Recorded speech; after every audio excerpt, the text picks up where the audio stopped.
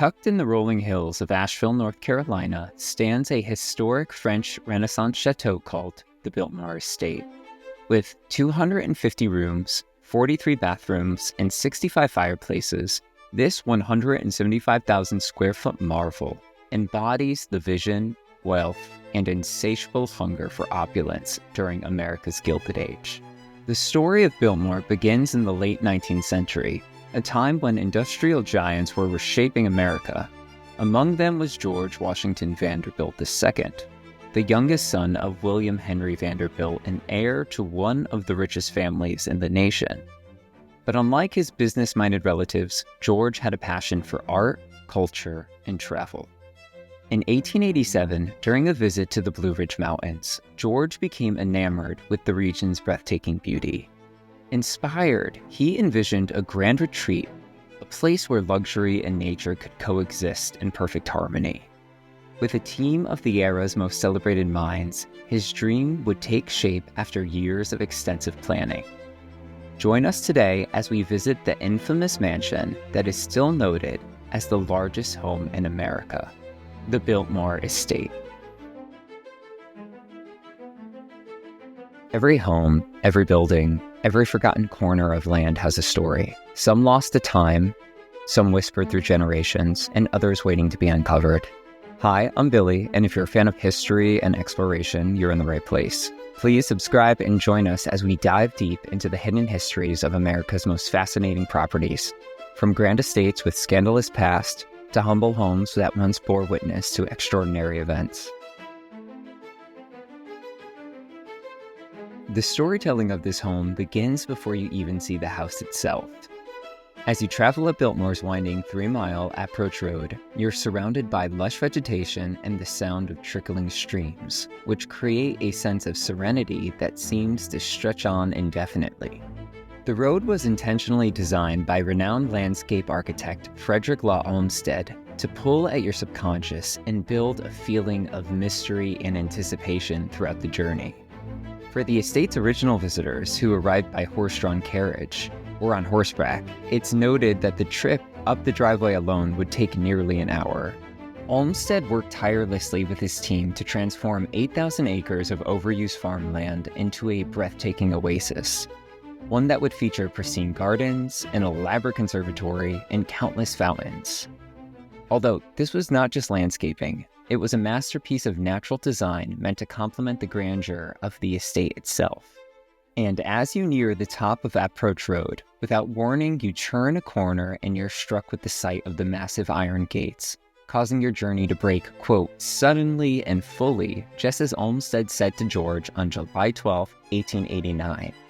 Specifically, he said, "I suggest the most striking and pleasing impression of the estate will be obtained if an approach can be made that shall have throughout a natural and comparatively wild and secluded character, until the visitor passes with an abrupt transition into the enclosure of the trim, level, open, airy, and spacious artificial court, and the residence with its orderly dependencies breaks suddenly and fully upon him." To further bring George Vanderbilt's vision to life, he hired Richard Morris Hunt, America's premier architect. Hunt's impressive resume already included the facade of the Metropolitan Museum of Art, the pedestal for the Statue of Liberty, as well as numerous Gilded Age mansions that he designed for America's wealthiest families. In the spring of 1889, George invited Hunt and his wife on a 2-month journey across England and France, where they gathered inspiration from chateaus and grand estates. Over the following year, Hunt finalized plans for a 175,000 square foot French Renaissance Revival chateau that consisted of 250 rooms, making it the largest home in the United States. But before a single stone was laid, Olmsted took an additional step and constructed 2 observation towers near the foundation site, ensuring that the Blue Ridge Mountains that George loved would provide the perfect backdrop for the estate. Every detail, from the rolling landscape to the distant peaks, had to be flawlessly aligned with Vanderbilt's vision. Construction began in January 1890 with a workforce of over 1,000 men. The sheer scale of the project was staggering, and it took 6 months just to lay the water lines, build on-site workshops to process materials, and construct a custom railroad spur to transport supplies directly to the estate. Of course, only the finest materials were used, and many of them were sourced from around the world and imported directly to Asheville, ensuring that every detail of the Biltmore would reflect the height of Gilded Age luxury. Now, let's take a step inside so we can start exploring. Without a doubt, one of my favorite rooms in the entire estate is the Winter Garden that's located right when you first walk inside, and it's really the central heart of Biltmore. More than just a stunning architectural feature, this space was designed to welcome visitors after their long journey, especially after that long driveway that took you an hour to get up. Originally, exotic plants once stretched towards the glass ceiling, creating a lush indoor oasis unlike anything else in the house. Sadly today, the greenery in this space no longer resembles that same illusion. In fact, as a plant lover, I was disappointed to see the small, dinky plants that were placed on the floor in the middle of the room, to be honest. Although, this room does contain some very interesting facts. In the center of the room stands a striking bronze and marble fountain sculpture titled Boy Stealing Geese. It was inspired by ancient Greek motifs, and this captivating piece was created in 1895 by renowned sculptor Carl Bitter, who worked directly with Richard Morris Hunt to craft several ornamental works throughout the entire estate. And a fascinating detail lies right beneath your feet, where a hidden door in the floor is. This discreet passage allowed larger plants to be transported back and forth from the conservatory without disrupting guests. And in fact, this is only one of multiple hidden secret passageways that are in the house, which I'm very excited to share. Off of the Winter Garden is the billiards room, and this room contains another secret passageway that would lead to the smoking room. I'll insert a photo for reference, but I thought this was a really great detail. I do wish, though, that the tour allowed you to access or see this room. Since unfortunately it was not open while we were visiting, I have to say I absolutely love the detail that's on the ceiling. I think it's incredible.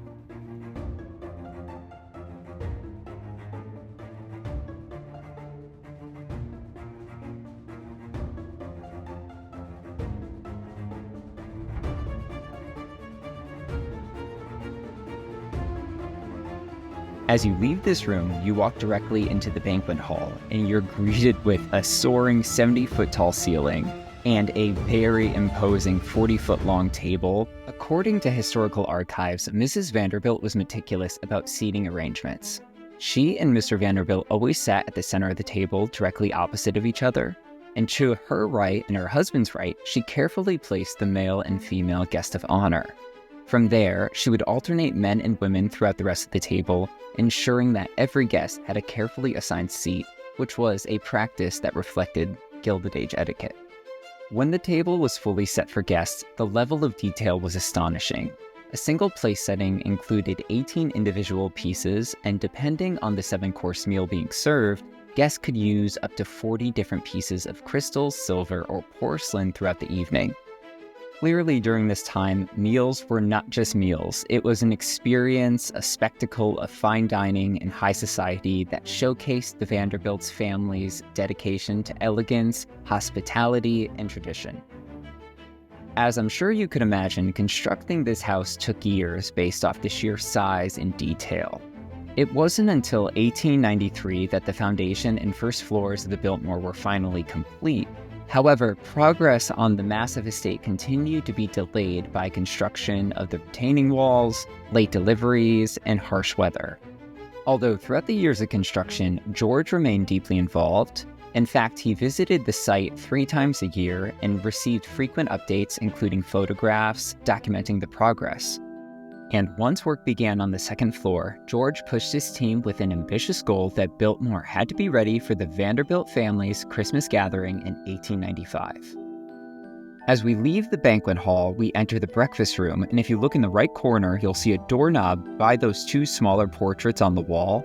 This was a secret passageway that the servants could use to bring food back and forth, and this was a nice way to actually have the home be accessible, but also not have anything affect the symmetry of the room or the house itself, which I thought was brilliant. And as we look upwards, we see another stunning ceiling with incredible detail, although I was confused to see the 6 three-dimensional elements that are pointing downwards. It reminded me of teeth almost. By the spring of 1894, the exterior walls of the estate had reached their full height and framing for the roof was underway. One of the most remarkable aspects of Biltmore's construction is the lack of wood, which was a deliberate choice to reduce fire risk. Instead, the roof was built using slate tiles, each hand-tied with copper wire to iron crossbeams, and finished with copper ridge caps and gutters. Once the roof was complete, the elaborate interior work could finally begin. And this is when a sea of skilled artisans meticulously crafted the floors, walls, and ceilings between September 1894 and March 1895. At the same time, modern amenities were being installed, including 288 electric light fixtures, 43 indoor plumbed bathrooms, and 2 electrical Otis elevators. Despite the team's best efforts, Biltmore was not fully complete when George arrived with his family on Christmas Eve in 1895. However, the key rooms, including the Winter Garden, Banquet Hall, and Tapestry Gallery, were finished, allowing the Vanderbilt family to celebrate the holidays in their grand new home. Ultimately, it took until 1896 for most of the interior work to be completed, with final artistic touches continuing through 1898.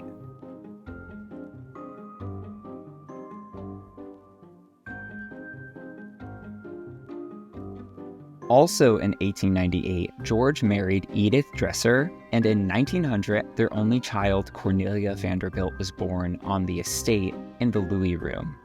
For 19 years, George, Edith, and their family, including his beloved 5 St. Bernards, lived at Biltmore. As a dog lover myself with my partner and our 3 large rescue dogs, I was especially moved to learn that George allowed his dogs to roam throughout the first floor freely, and his first dog, Cedric, was his constant companion, known for following George wherever he went and lounging alongside him. And now, as we leave the Tapestry Gallery, we enter into George's favorite room in the house, which was the library. In fact, Richard Morris Hunt specifically designed the library to accommodate one of its most breathtaking features, a magnificent ceiling painting titled The Chariot of Aurora. This stunning work depicts the mythological tale of Aurora, the goddess of dawn. But what makes it even more extraordinary is that this isn't painted directly onto the ceiling. Originally, this masterpiece adorned the ballroom of the Pisani Palace in Venice before being carefully transferred to Biltmore. The artwork is composed of 13 separate canvases and spans an astonishing 64 feet long by 32 feet wide. Although, aside from the artwork, the series of books that George owned is equally impressive. Throughout his life, George was an avid reader, and by the time of his death, he had amassed a remarkable collection of over 23,000 volumes, a third of which were antiques. The oldest book in his collection is an Italian work published in 1561. And what's particularly fascinating is that when George acquired new books, he didn't simply add them to his shelves. Instead, he first sent them to specialty bookbinders of the period, where they were bound in fine Moroccan leather and embellished with gilt lettering and decorative details, a testament to his deep appreciation for both literature and craftsmanship. And when you look towards the back corner of the room, you'll notice an intricate wooden staircase built by a skilled German craftsman. This staircase leads to hidden doors that are tucked discreetly on either side of the mantel, which provided access to a private passageway that connects directly to the second-floor living hall, where George and his wife's bedrooms were. And according to Atlas Obscura, there is also another hidden passageway in the corner of the library that leads to a secret den where no talking was allowed inside. And now we'll make our way back to the staircase in the front of the house to go to the second floor. And if you look up from the second floor, it's really incredible to see all 4 floors looking upwards. Directly off the second floor staircase is another living hall, and this room was pretty bland and empty, aside from a few paintings that were hanging on the wall. Specifically, one that I really appreciated was this one. I was drawn to it. It's called The Waltz. It was painted by a Swedish artist named Anders Zorn and was purchased by George at an exposition in 1893 and was recently just conserved in 2024. Another fascinating painting is right before the hallway on the left, and this is the entire Vanderbilt family. And what I do appreciate is there was a diagram underneath it to help you identify who each person was and actually where George was in comparison. As we leave the second floor living hall, we enter George's bedroom, which was nestled right above the library. And it's a space of refined elegance with a distinctly masculine feel. Every detail reflects his deep appreciation for art, antiques, and craftsmanship, which creates a warm and sophisticated retreat that's really fit for his taste. And specifically, the doorway that's on the left of the window, that's where that passageway would ultimately lead to the library. And then as we walk out of Mr. Vanderbilt's chamber, we enter the oak sitting room, which is very beautiful. I do enjoy all the detail, again, on the ceiling and also on the walls.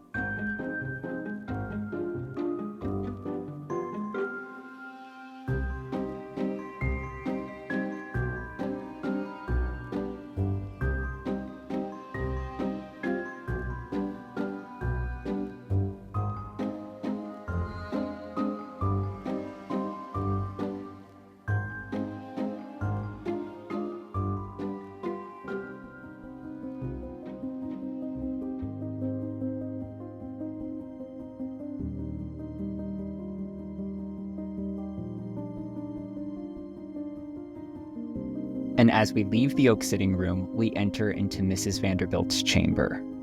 One of my favorite parts about visiting historic places is to envision the people who once lived here. So I can't help but imagine how many times did she and other people throughout the years even look into that mirror that's over the fireplace or sit at the vanity getting ready.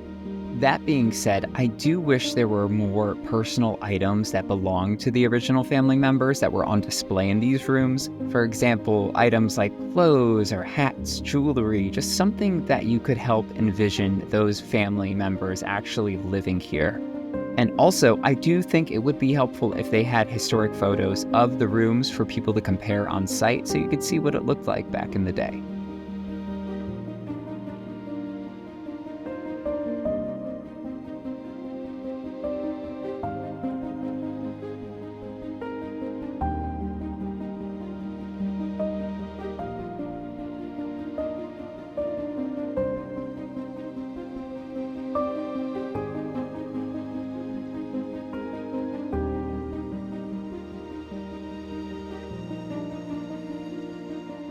And now we enter the third floor, which contains another living hall. While touring the rest of the rooms on this floor, I wanted to share some fun facts that I learned about movies that were filmed here on site while researching. So, in 1956, a movie called The Swan was filmed here, and it starred Grace Kelly, who ultimately in real life became the Princess of Monaco. And funny enough, in the movie, she portrayed a princess that was attempting to secure her place in a marriage so her throne couldn't be taken from her family during Napoleon's rule. Then, in 1993, an iconic section from the movie Forrest Gump was filmed here. Talk about a great movie. During the Run Forrest Run scene, where Forrest is running across America, he was actually running along the road which leads to the inn on the Biltmore Estate. Then, in 2001, the movie Hannibal was also filmed here, which was the sequel to Silence of the Lambs, also another movie that I personally enjoy.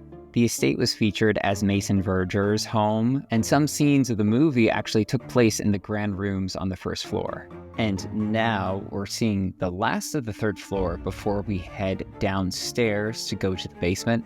Unfortunately, the fourth floor, which contained all of the servants' rooms, is not open.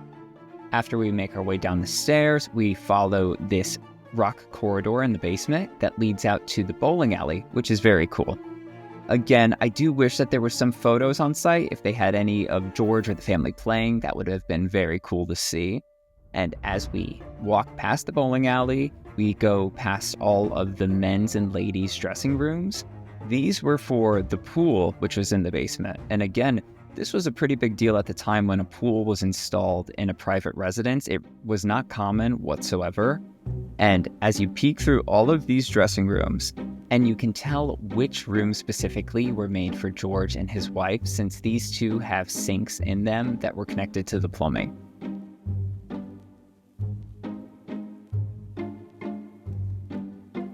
Now, these dressing rooms lead out to the swimming pool, which again was a big deal. So Biltmore had an indoor swimming pool located here in the basement, as well as an exterior outdoor swimming pool that I'll show you where it was later.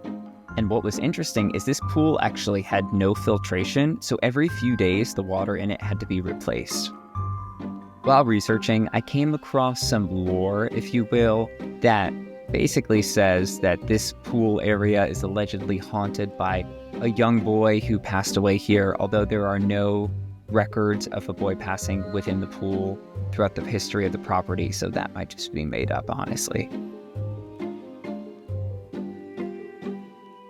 Now, this is a first for me. I have not previously seen a gym on site at a Gilded Age property, so I was really excited to see this. I think it's fun to see what the equipment used to look like back in the day and how they would stay fit. And again, it really goes to show how George and his team thought everything through. They wanted to make Biltmore a self-sustaining estate, that they could have things like horses, they could have farms, they could have their gardens, but also they could have things for activities like a gym and pools.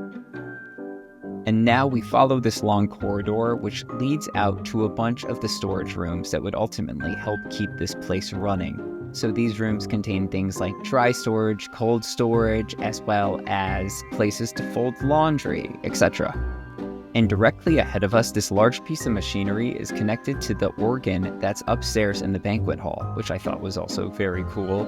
I love the way that they were able to keep things practical, but also beautiful by hiding things like the machinery downstairs.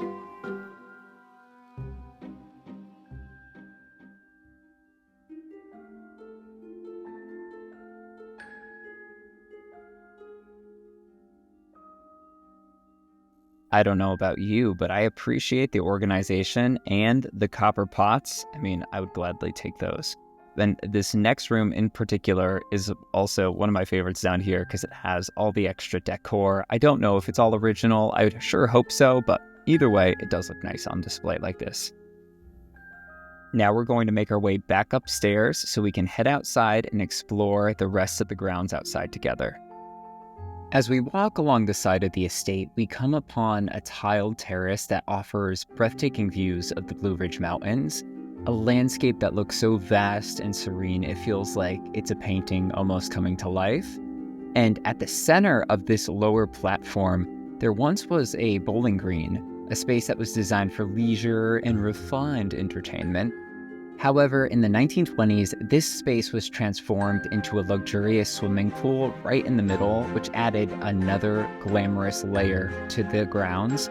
But unfortunately, in 1992, the pool was removed and filled in. I don't know if this was a safety issue or if they realized that they could use this space for entertaining. So that is no longer there. And while we were there on site, they were actually actively setting up for an event in the middle of this space. So there was a lot of construction going on to put a floor down, and I'm assuming to set tents up. I have to say, with a price point that's over $100 per ticket, and the fact that the last tour closes around 4 o'clock, I would expect the estate to not set up for events while guests are actually visiting, since it does take away from the experience. It's hard to take photos when you have people who are actively walking all around and driving trucks throughout the grounds. So that was something that I was disappointed with, although the highlight of the entire estate, in my opinion, has to be the Biltmore Conservatory. Nestled in the lower end of the garden, the 7,000 square foot conservatory was strategically placed there so it would not obstruct the view of the Biltmore. And this greenhouse is stunning. I have to say, I was really impressed with it. And it's divided into 4 grand rooms. You have the Palm House, the Cool House, Hot House, and Orchid Room. And beyond these main spaces, smaller specialty areas branch off, including a sitting room, a cactus room, and a potting room, each adding its own charm to the conservatory's design. according to the Biltmore's website, orchids have been admired since the Roman times, but it wasn't until the early 1800s that they became a coveted status symbol among Victorians. And this obsession sparked a frenzy known as orchidilirium, where collectors and botanists competed to acquire the rarest specimens. So when designing the estate's greenhouse, landscape architect Frederick Law Olmsted specified that 800 orchids from 30 different varieties should be purchased to fill the conservatory. And today his own vision lives on. What once began as a carefully curated selection has flourished into an impressive collection of nearly 1,000 plants inside. Another interesting fact about the grounds is I read that in the 1900s, George had an extensive collection of animals on the estate as well. So he had a private zoo with animals like buffalo, elk, and deer roaming freely, and that this was part of his desire to keep a connection to nature here at the estate. The saddest part about this story is George put so much time and preparation into planning this estate, and unfortunately, he was not able to enjoy it for the rest of his life, since in March of 1914, George passed away unexpectedly at the age of 51 following an emergency appendectomy in Washington, D.C. His sudden death left a deep mark on both his family and the estate he built with such care and vision. After his passing, his widow Edith returned to Biltmore with their daughter Cornelia to continue managing the estate. Despite her grief, Edith remained active in supporting local causes and became the first female president of the North Carolina Agricultural Society. And in 1925, Edith remarried Rhode Island Senator Peter Gerry, beginning a new chapter in her life. Meanwhile, Cornelia, now grown, married the Honorable John Francis Amherst Cecil on April 29, 1924. The following year, a new generation was welcomed into the estate when Cornelia gave birth to her first son at Biltmore, just as her mother had done before her in the same room. She named him George Henry Vanderbilt Cecil, honoring the legacy of her late father. As the Great Depression took its toll on the estate, Cornelia made the decision to open Biltmore to the public in 1930, a move that allowed the estate to generate revenue and ensured its survival through difficult times. Over the years, Biltmore transformed into a major historical attraction, drawing visitors from around the world to experience its beauty and opulence. Today, Biltmore remains as a privately owned estate managed by the descendants of George Vanderbilt. Today, the Biltmore Estate stands as a living monument to an era of boundless ambition, artistic mastery, and the enduring allure of the American dream. More than a century after its creation, it continues to captivate those who walk its halls, whispering stories of its past where luxury knew no limits and visionaries like George Vanderbilt turned dreams into reality. Now, my friends, if you're still listening, first of all, thank you. I know this is a long video, but this is the largest home in America, so of course it was going to take some time. You may not know me personally, but I like to keep it real and be honest. So I will say, out of the 250 rooms, you'll see 35. So for a ticket price of over $109 off season, I was honestly disappointed. To give some perspective, I've toured historic estates like Versailles, and in comparison, that cost only 22 euros, which is around $23 per ticket. I've also visited the Gilded Age estates in Rhode Island, run by the Newport Historical Society, where tickets cost $32 to visit one home, or up to 3 estates for only $57. I've also been to the Gilded Age estates in New York and St. Louis, where ticket prices range from $15 to $45. So in my opinion, spending $109 per ticket off-season was too expensive. Really, these are tickets that should maybe be $50 a piece. And I do find it incredibly tacky that they charge this premium price. It really does seem like a cash grab since the estate is still privately owned by the Vanderbilt family. And the company, which is private, does not release their profit margins, but according to an article published in 2017, Bill Cecil, the CEO and great-grandson of George Vanderbilt, said, quote, "I remember when I took it over in 1995, the sales were $32 million. At the end of last year, sales were $207 million. So I can only imagine how much they generate in sales now in 2025. I'm sure it takes a significant amount of money to run the estate and pay for the utilities and also the staff who's working.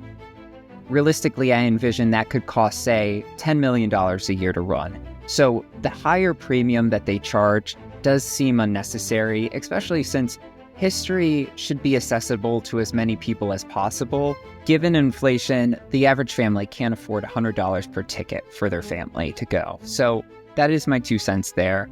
Again, I only mention this since I've toured the lesser-known Gilded Age homes, the ones operated by historical societies or government entities, and they don't generate anywhere near the revenue of this estate, and yet the on-site experience at these smaller estates, such as the Mills Mansion in New York or the Campbell House in St. Louis, felt far more special. Despite their limited funding, these places put extraordinary care into the guest experience, focusing on even the most subtle details. For example, at those estates, they have countless original photos and personal artifacts that once belonged to the families who lived there, as well as historic images of each room. Most of all, the staff at both locations were incredibly warm, knowledgeable, and welcoming, and making the visit feel immersive and more personal. So naturally, I had high expectations for the largest and supposedly most grand Gilded Age estate, and while the architecture itself is undeniably stunning, the other elements that truly create a memorable guest experience just weren't there at the same level. But of course, the biggest disappointment was, out of 250 rooms, only 35 were accessible to the public, and many of the areas of the grounds were roped off, and only one of the fountains on the entire property was running, and to top it off, the construction materials for an upcoming event cluttered the grounds, all while guests were still touring. It affected the overall experience, and I'm not trying to be catty, I just wanted to be honest with you all by just calling these things out to let you know. Although to end it on a positive, I do want to say again that the greenhouse was stunning. Whoever is in charge of running that, you do a great job. It was so much fun to walk through and see all the different varieties of plants. If you're still here listening, I want to thank you so much for taking the time to join my partner Sean and I as we explored the Biltmore and its grounds. Right after this tour, we embarked on a 15-hour road trip back home, which we powered through. So if you've enjoyed this video, it would mean the world to me if you'd like and subscribe. This way you can join us on our next adventure as we explore another historic property. Until then, I hope you all stay happy and safe. And if you have any recommendations on other historic properties to visit, please comment below and share them. I would love to check them out. All right, thanks. Bye.